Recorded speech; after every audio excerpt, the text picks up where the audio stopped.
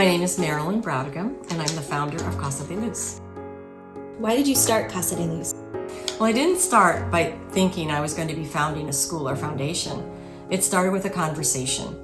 I was living in Honduras in 2003 as the wife of the president of a large bank, and the bodyguard who was assigned to me was also a pastor of a very small church in a small, impoverished neighborhood in the capital city of Tegucigalpa. As we began to speak about the greatest needs of his community, Pastor Arnaldo talked about the urgent need for a safe place for vulnerable children who were left at home alone or in the care of older siblings and at risk for being lured into gang-related activity. Many of those neighborhood children who were left alone during the day found their way to his doorstep, and when their parents didn't return on time in the evening, a child care center would care for the needs of these children while the parents worked. So what did you do next? When I look back, I think God moved a lot of hearts to make Casa de Luz come into being. In 2005, with the help of my brother Neil and my late sister-in-law Ginny, my home church, Old Cutler Presbyterian, and a few friends, we began. We opened with about 10 children and a few volunteers from Arnaldo's church in a dilapidated rented house in his neighborhood, Las Palmas. A few years later, Neil and Ginny bought a piece of land, turned it over to the members of the church community, and we began dreaming of building a permanent building. With your generous donations and collaboration with the Institute for Community, we completed the building in 2015 and opened our doors to the poorest children in the neighborhood, ages 2 to 6. So what's Casa de Luz like today?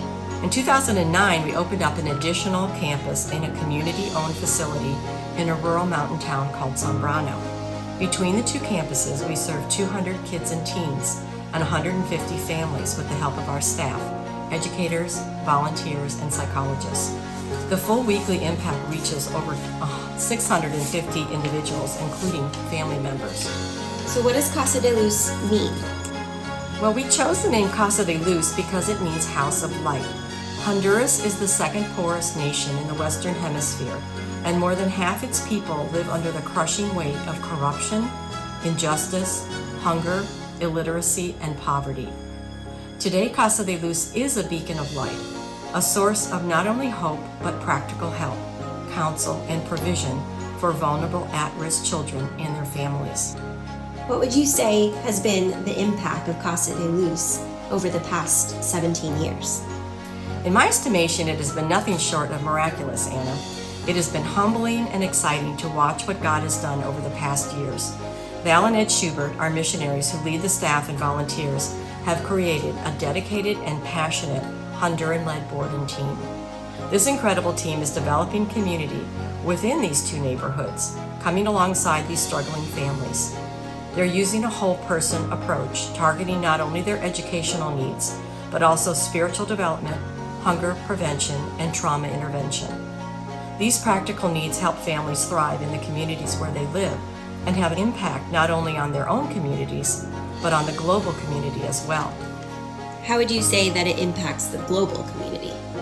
The children that began in Casa de Luz 17 years ago are now young adults, working and thriving in their communities and giving back. And for that, we can thank you, our donors. You are directly connected to their lives. These young men and women are not seeking life outside their country, but are working to make their country and the communities they live in better.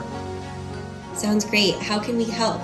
Casa de Luz is a grassroots mission intimately involved in the lives of those we serve and is making a tremendous impact every day in individual lives. The biggest difference you can make is by providing financial resources for them to continue to grow and change lives in Honduras. As Val says, healthy hearts mean healthy families. Healthy families create healthy communities. Healthy communities translate into healthy nations, and healthy nations can change the world. Thank you for your support.